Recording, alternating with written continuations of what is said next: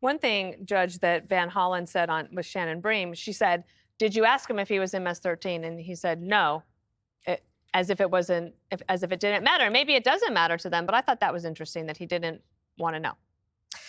So why doesn't Van Hollen want to ask the question whether or not Garcia is a member of MS-13? His answer is that he already knows what the answer is. Well, so do we. We already know what the answer is as well.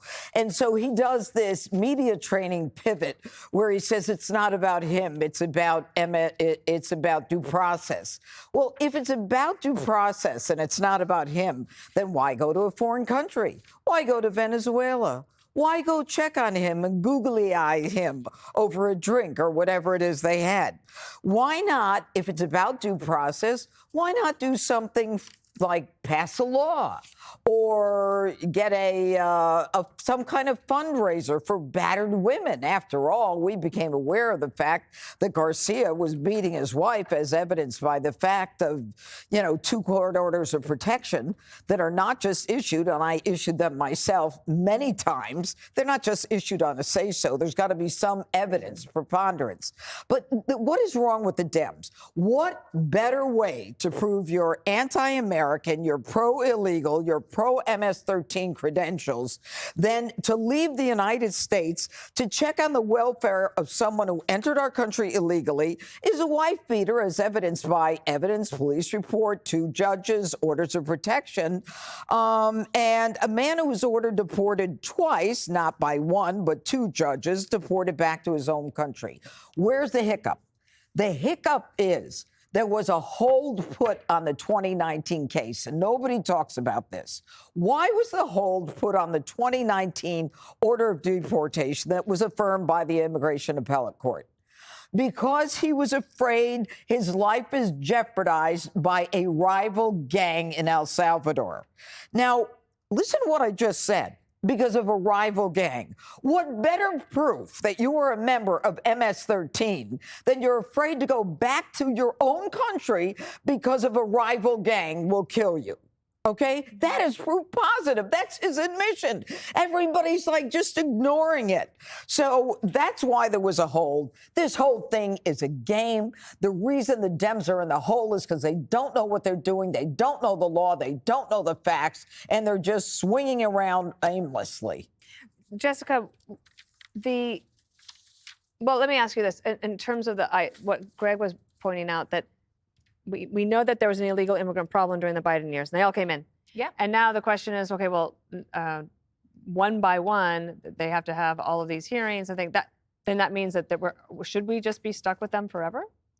No, I don't think so. But I have heard before that an eye for an eye makes the world go blind, right? And that isn't the way Really? to say something like that during Easter. And that's the argument that the Democrats are making here. And I would not sit here and say this is going to become a winning issue for Democrats. Donald Trump is leading on handling immigration, even though the specifics of it, like are people entitled to due process? Should people who have not been convicted of anything be able to stay here? Tilts in our favor.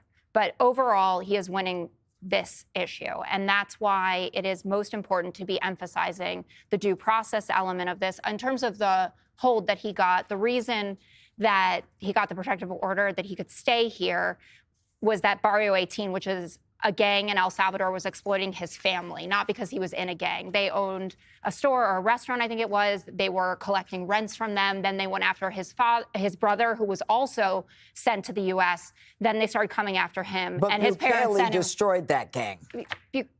Okay. They're gone. Anyway, Andy McCarthy, who was on with you this morning, Dana, has been pretty hot and bothered over all of this. And he brought up something that I think is really... I think he's a pretty calm dude, but hot and bothered. Andy McCarthy, I never had the image in my mind. But yes, he has points. He has strong points. Okay. I mean, that's the way I talk versus Andy. He was calm, but he was saying some pretty serious stuff. Like that this administration will just never admit when they screw something up. And they, from day one, were saying it was a mistake to deport him. Now they're saying it wasn't. It actually mirrors what they're trying to do with the Harvard letter, right? That they tried to say, oh, it was a mistake because they're scared out of their minds because they're going to be up against these super lawyers. And then they say, oh, actually, you know what, just leave it. And now they're saying the same thing about Kilmar Abrego Garcia. And Andy continued, what I'm concerned about is that they want to use this as a demonstration that the court can't control them. And that's what they're doing.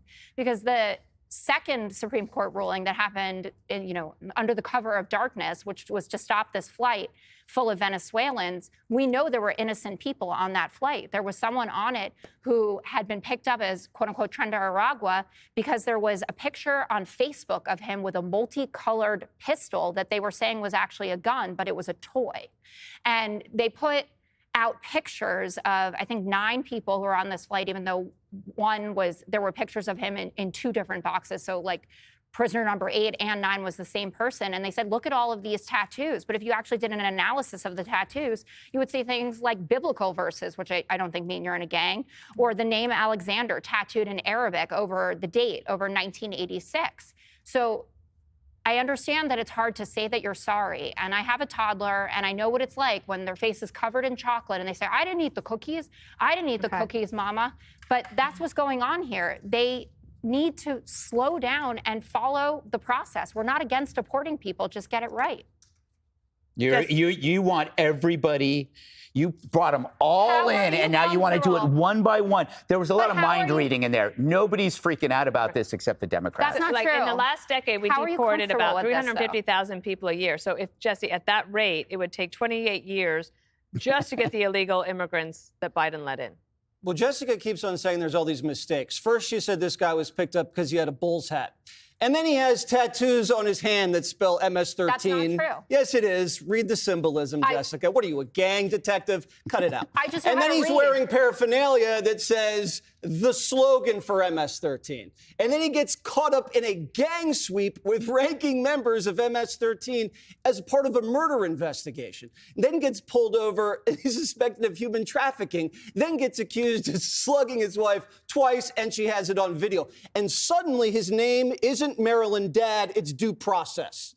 You transitioned pretty quickly, Jessica. And to say this administration never admits a mistake, you guys never admitted you opened the border for 4 years. Yes, we did. Come on. You're saying this guy That border was you're saying this guy's afraid to go home? Because that's funny. In 2019, when he was popped, he said he wasn't afraid to go home, Jessica. Yeah. Funny that you're into due process now, after bringing us the Me Too movement, cancel culture, and the Trump trials. You can't break into the country and ignore the process of coming here and then want a process to leave. You cannot cut the line to come here and then ask to be put in a line to go home. If you guys are going to be the defense attorneys for every criminal gangbanger in America, after you've allowed the gangs to invade and now say all of them need lawyers, it's going to be an eternity, Jessica, to get these people out of here. Johnny went to Baltimore, and the people of Maryland are laughing at you. Blacks, Hispanics, whites, they think it's ridiculous what Van Hollen has done to be able to defend foreign rights instead of the rights of the American people. And the slippery slope argument. Is this the slipperiest slope you've ever seen? If they deport an MS-13 terrorist, you're next. Who? The Puerto Ricans? Anybody with a tan, Jessica? Are you next? No one believes that. This is the dictator hoax all over again. And you lost on that the last time. Is that Johnny tonight? Tonight. Tonight. On Waters World. All right. Hey, Sean Hannity here. Hey, click here to subscribe to Fox News YouTube page and catch our hottest interviews and most compelling analysis. You will not get it anywhere else.